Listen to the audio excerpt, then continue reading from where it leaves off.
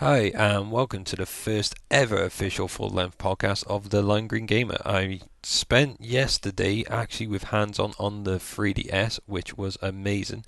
This was hosted in Bristol at a secret location, which surprisingly they had full banners outside, so not really secret. I have to honestly admit this is something like the gazillionth time I have recorded this. Each time I seem to lose a bit more of my enthusiasm due to it seems my onboard sound card does not like my recording studio, so it has a habit of annihilating the actual recording in progress. So when I actually go to use the file in the video I am preparing, it is absolutely well, equivalent to sticking a Hoover in your ear. I will be continuing this podcast in a hopefully not so bad recovered version, which will be connected to this almost immediately. They all you really have lost, and I kind of thought halfway through it I would forget about it anyway, is the preset introductions to the 3DS event. These included in brief a historic museum of previous handheld. This sadly did not include the Virtual Boy. I actually brought this up to Nintendo staff and they gave me the cold shoulder. There was an interactive flow which emphasized the potential and the importance of Spot Pass and Street Pass. There was a live action recreation of the Street Fighter fight, which I have in a video recorded format. Please let me know in the comments if you wish to see this, as it has been cut due to the constant mess ups of my hardware. There was a recreation of a Resident Evil 4 scenario, strangely, however, with Chris Redfield. As I mentioned in my earlier podcast, he was quite aggressive, quite loud, and very pushy. My highlight of that was one of the zombies on the floor insisted on undoing my shoelace. I had Chris shouting in my left ear to get the hell out, literally in those words, while the zombie on the right of me kept undoing my shoelace, so I ended up almost being hung, strung, and quartered between two actors. It was quite an interesting experience. And went upstairs then to the 3DS introduction event. This consisted of a pre-video. Sadly, I missed the start of.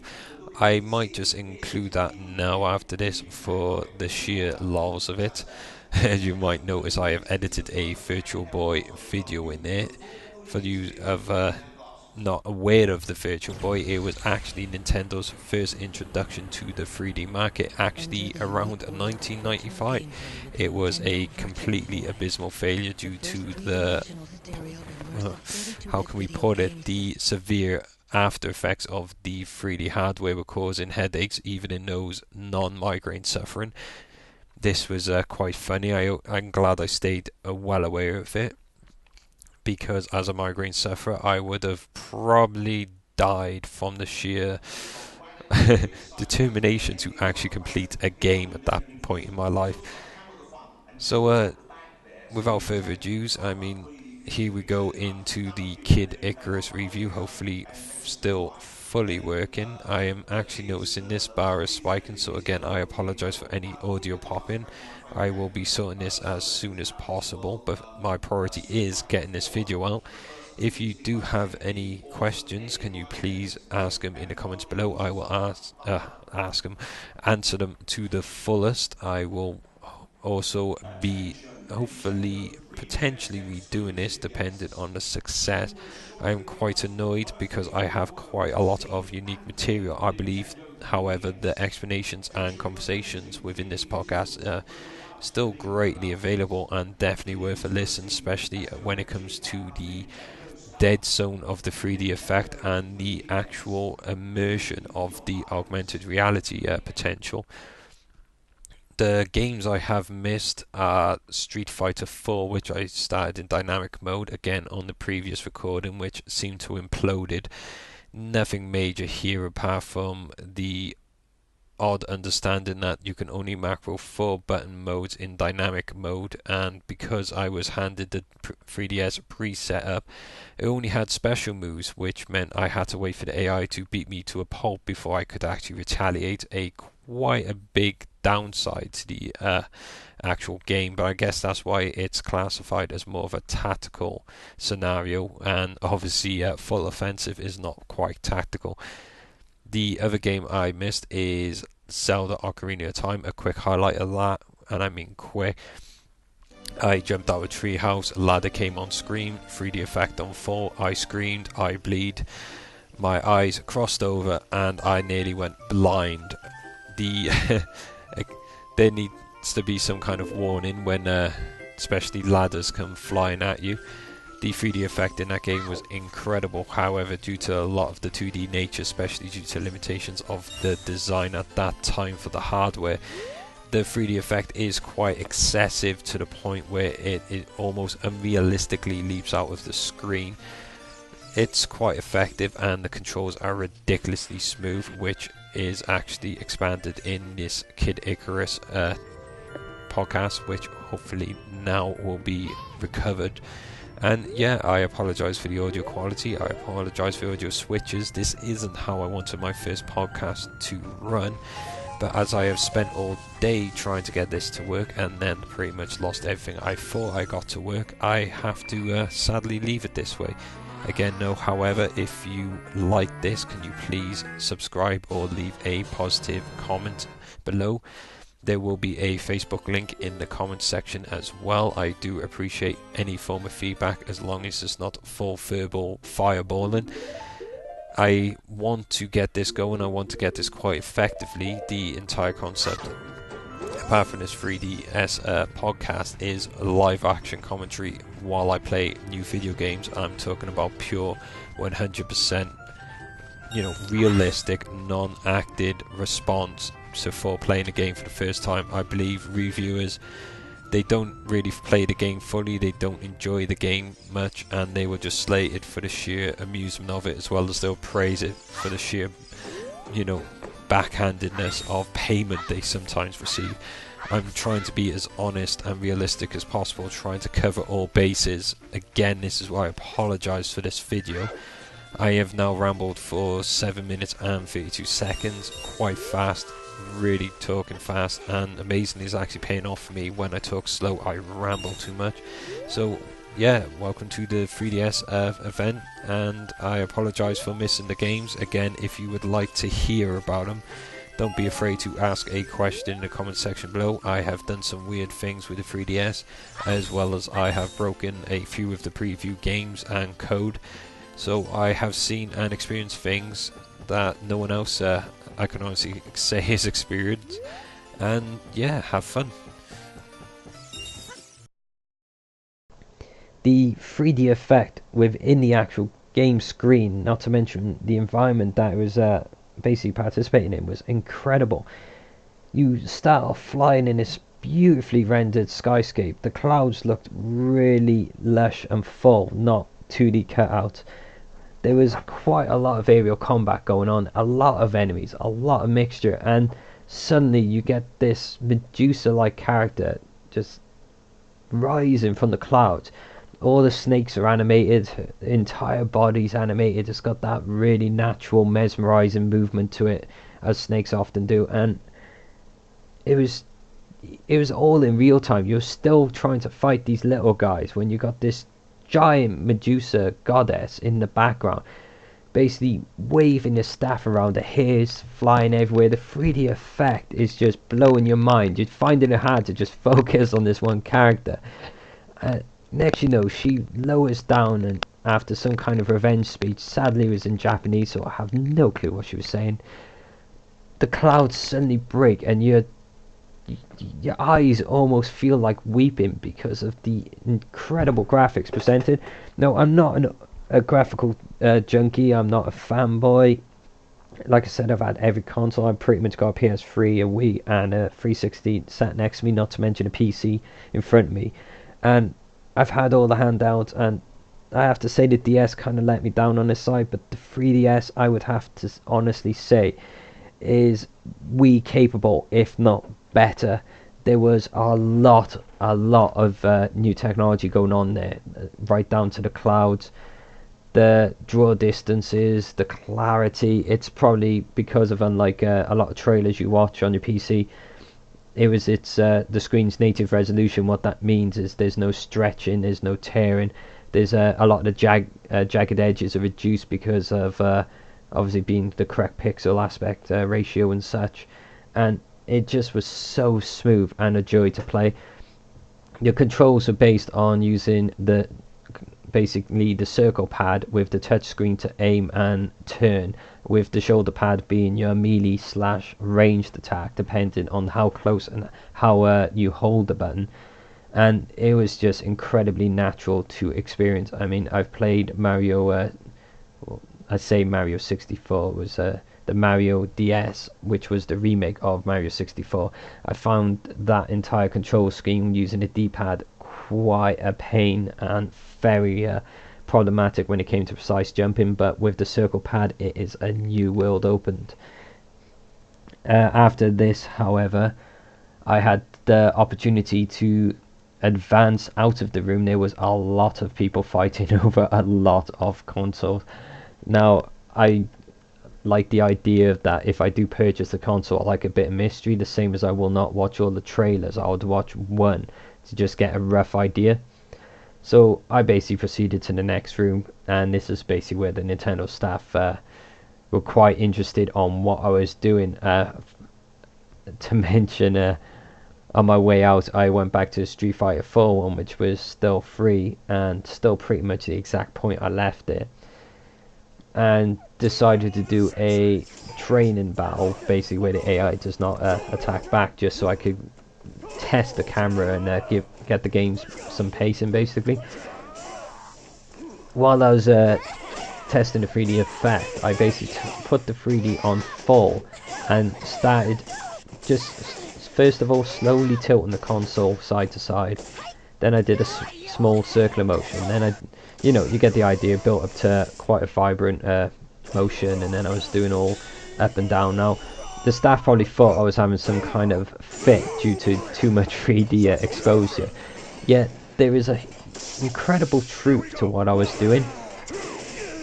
There are a lot of uncontrollable circumstances, or uncontrollable environments as I like to call them, and you're probably wondering now, ooh, what do I mean? Quite simply, I mean walking, which we all have to do. Well, a bus, for example, is one of the I mean, there are a lot of vibrations involved, especially with speed bumps, turning, the acceleration. There's trains as well. Trains got that whole sway motion, almost like being on water sometimes when it hits certain speeds, or depending on the actual train you're on. You got cars as well. I mean, family or even car sharing, you don't know unless you're driving, which you hopefully will not be playing a 3DS while doing that. It's coming up to turns, all these really blatantly obvious things I was recreating.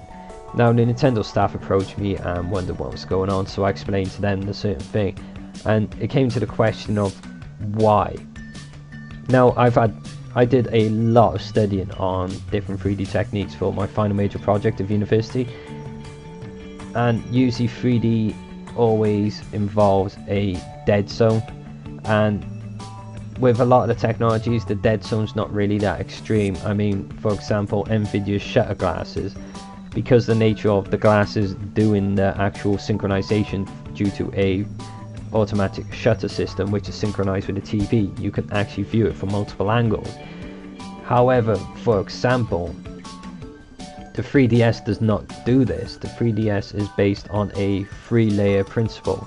You've got the background, the foreground, and then you actually got an LCD shutter system, which basically does I believe a scan line recreation across the screen, synchronizing your left and right eye to create the 3D effect. Now, what I learned from this test is there is an incredibly small dead zone, almost to the point it's quite destructive in a lot of environments.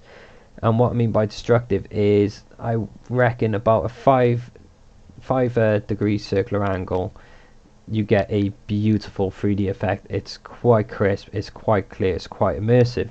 However, when you get around the 10 degree range, you start to get a blurring effect. What the blurring is actually a desynchronization of your eyes, as well as you're bypassing the filter's preset angle to each eye, which therefore you're almost seeing the foreground and the background layer at the same time. Because they're also not lined up, there is again a lot of blurring and screen tearing.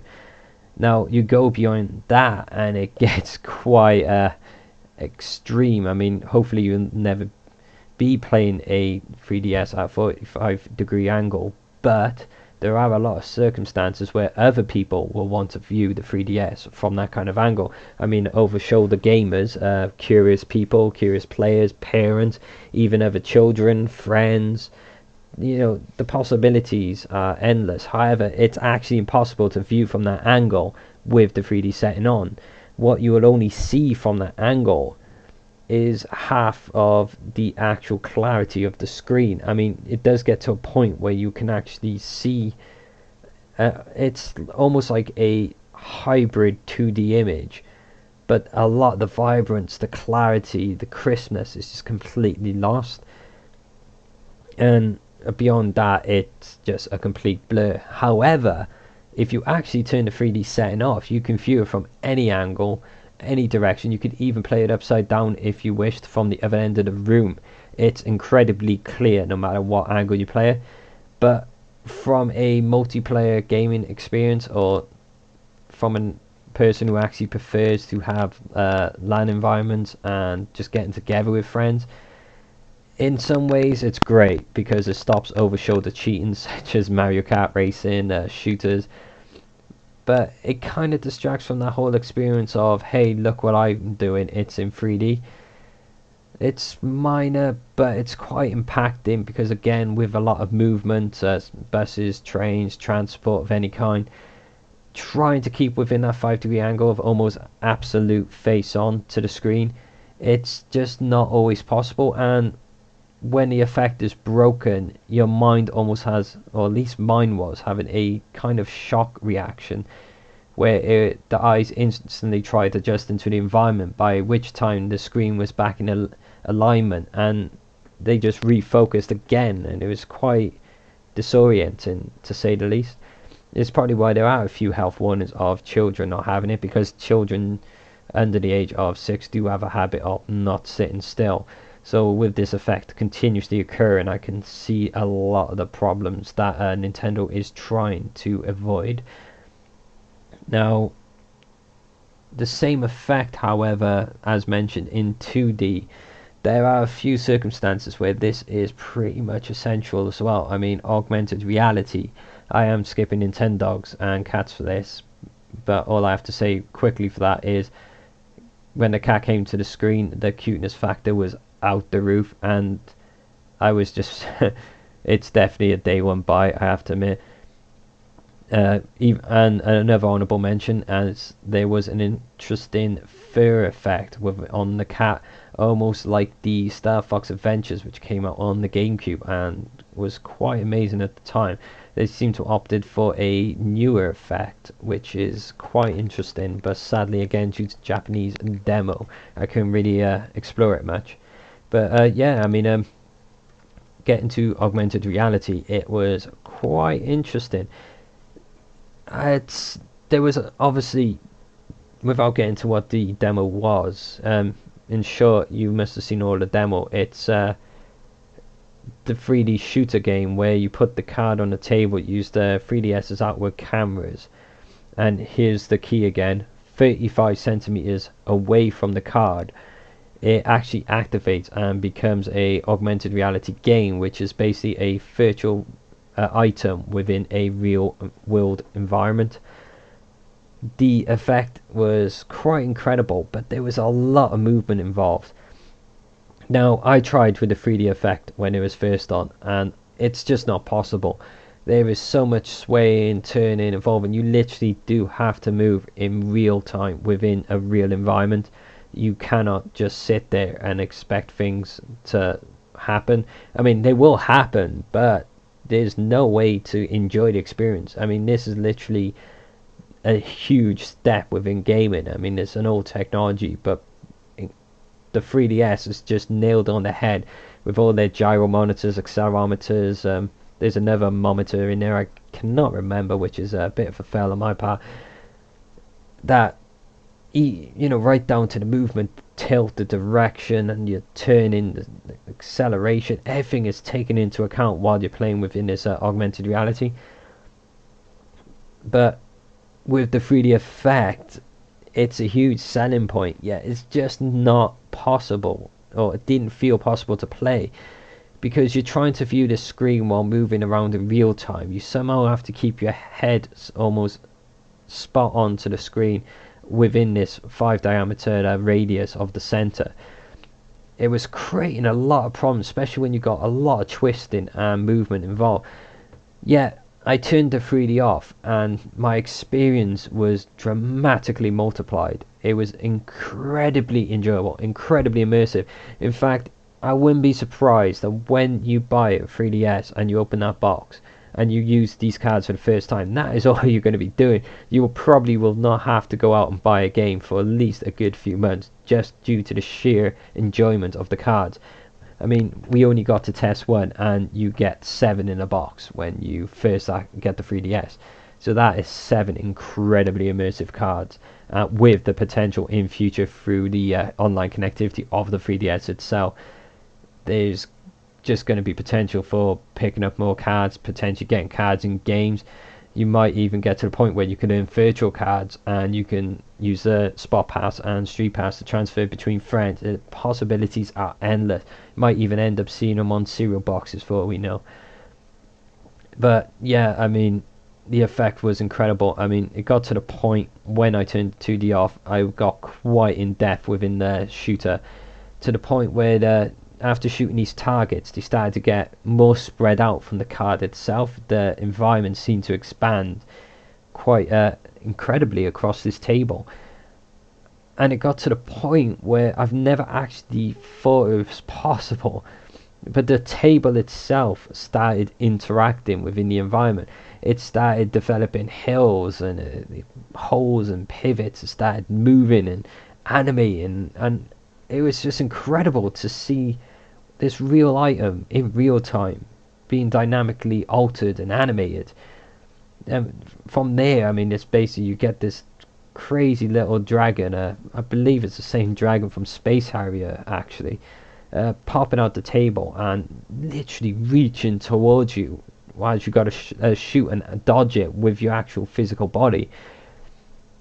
It's the technology and possibilities are endless. I wouldn't be surprised if with a Mario game, or even just with Winnie's Mario cards, or should I say the augmented reality cards, there has to be the possibility of just sitting in a park, you boot it up, you put the card there, bang, instant Mario in your park, just running havoc, pretending to play with the environment, altering it, just really bringing in that Nintendo feel to your otherwise relaxing park picnic, I guess.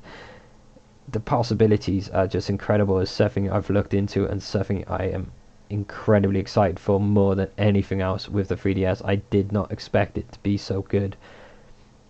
The downside, however, as mentioned, is the outward cameras are very low quality. I'm getting to the point now, even just doing this podcast, I get the feel they're never intended for photography. They were more of a second thought. The actual priority is the augmented reality, because there is a lot of how can I put it, software available, hopefully during launch, if not post launch, which we played during this preview. I mean, one of the other ones was Headburster.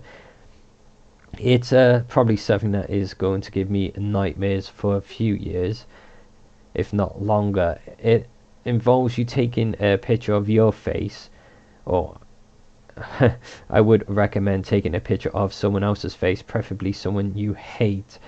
It then proceeds to take that face and rip it out of the page using well, definitely with the 3D screen on for this one, it maps it around a enemy and disappears, and you think fair enough, it was just an animation. However, you start to get these little arrows appearing on your screen, and actually moving the 3DS to look in those directions, you suddenly get these enemies with the face on coming towards you, trying to kiss you. It's a bit bizarre, maybe it was a bit of the Valentine's vibe, but actually seeing myself trying to kiss me and me losing health is probably the scariest thing I've ever seen, to be honest. I mean, I did proceed to smash the high score. I must really hate myself.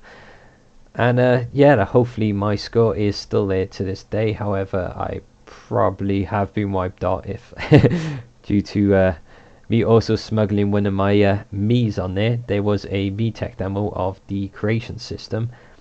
I took a photo of myself. I have to say I was quite scared with the results on that as well. It gave me quite a happy-eyed, very happily smiling me.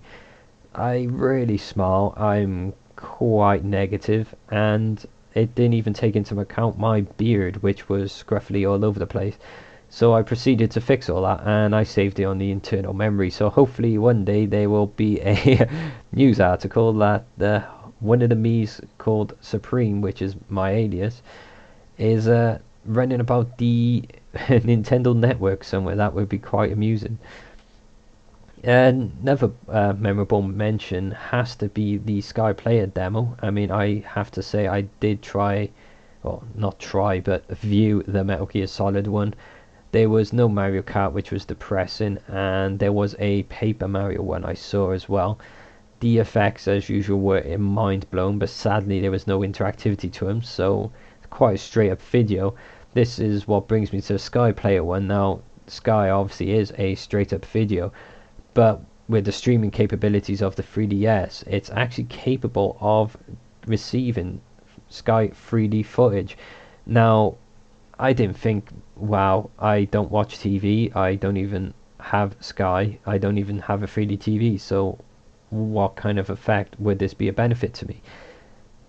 I was quite mind blown. I mean, the 3D effect isn't as excessive as the games themselves. The games seem to have a nice curve to them, which I'll be explaining later, where this is more of your straight up cutout 3D effect.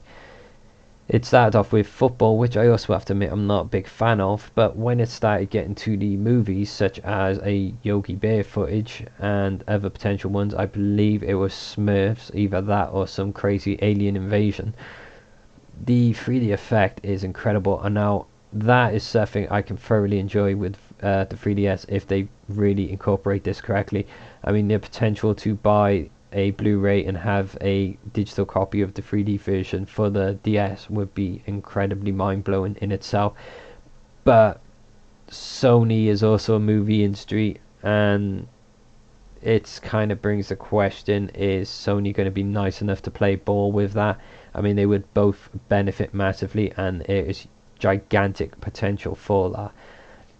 My mind is still spinning with all the experiences. The other one I have to mention at the end was probably the most playable out of all of them, was Rayman Raving Rabbids Lost in Time or something along those lines. It was a platformer, simple left to right mechanics, grab stuff, kill stuff, and get to objective, which was him using the washing machine. The effect in this was quite interesting. It was a mixture of the different 3D techniques, which I will be covering right after this talk now. The effect, there's like multiple stage effects. In fact, I might just start this now. There are multiple stage 3D effects. You've got your 2D, you got your 2.5D, which is not really 3D, but using it, having a 3D character within a 2D environment, or even a 3D environment and character within a 2D camera presentation. The 3DS slider, however, works on the principle of you got 2D image, which is simply flat, standard, everyone knows that. When you get about 50% of the slider, it actually does a split of the layers where the 3D effect really comes in.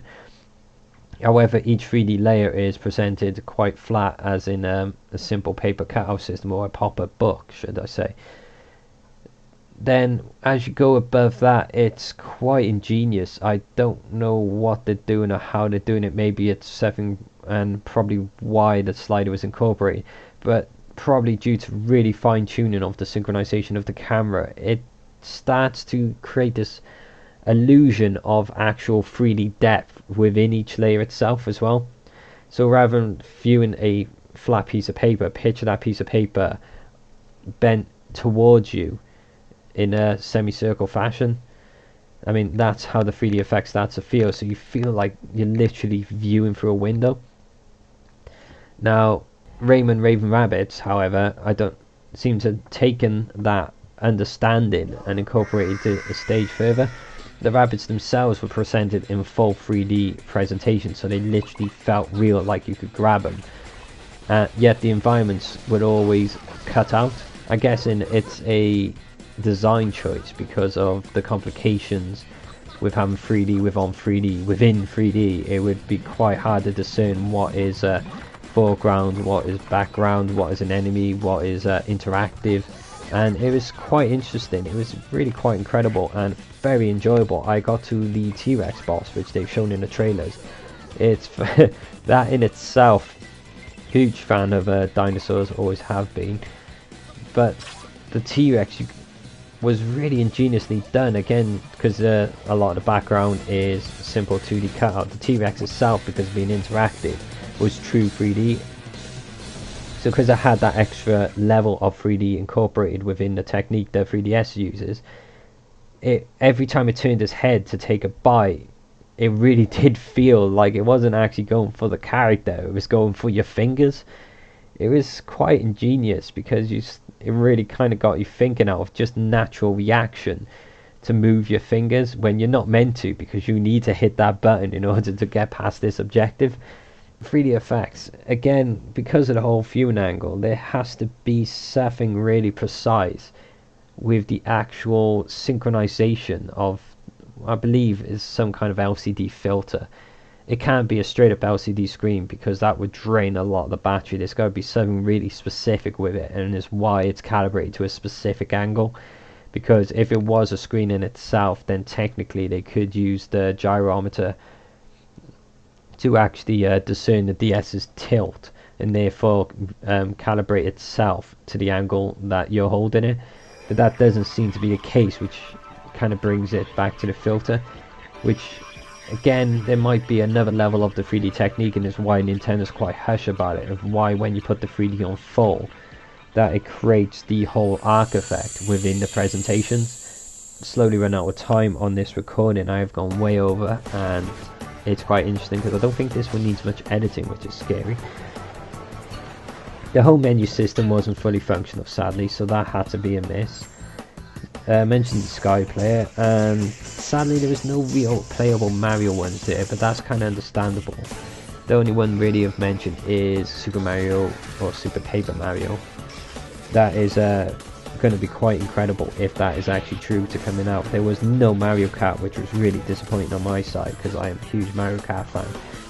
The augmented reality is definitely one of the goal points. I mean, everything right down to the weight, the feel, the build quality, the materials used, the positioning, the layouts, the screen quality, the brightness, the setup, everything about the 3DS screams value for money. There is absolutely nothing felt cheap with it. Everything, I mean, the weight alone was probably no more than a DS Lite, yet it's packing a lot more advanced equipment inside, not to mention the top screen. Definitely would recommend it, which is something I normally trying to avoid with these because I'm trying to be as least biased as possible, but it is definitely a buy if you're a huge Nintendo fan. I mean, you really do have to play it to really appreciate it, so I do recommend next time Nintendo does one of these events, because they will be pushing hard to the March release, that you definitely, even if you just view that screen for 5 seconds with the 3D effect on, you have to have your mind blown to really appreciate this. So yeah, I'm the Lime Green Gamer, alias Supreme. If you have any comments, questions, or would even like to leave feedback, then I would really appreciate it if you leave in the comments below. And yeah, hopefully visit my Facebook page, which will be linked in the description, and I will see you soon, hopefully when I finish DeadSpace 2 and narrate over that.